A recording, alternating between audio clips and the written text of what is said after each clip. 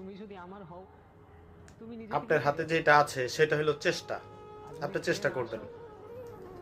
ভাগ্যটা কিন্তু আপনার হাতে না, ভাগ্যটা আল্লাহর হাতে। আপনার চেষ্টা আর কর্মফল এই দুটো আপনার ভাগ্যকে ভালো করতে পারে। এটা এটা তেমন করে জটিল বিষয় আপনি মনে করবেন না কখনোই যে আপনার ভাগ্যে নাই। আপনি একটু চেষ্টা করেন না, কেন আপনার ভাগ্যে নাই? আল্লাহকে বলছে আপনার ভাগ্যে নাই, এবং কি মনে করেন তকদিরের যে বিষয়টা এটা আল্লাহ তাআলা তার নিজের হাতে রাখছেন। যে কোনো সময় মানুষের তকদিরকে আল্লাহ পরিবর্তন করতে পারেন।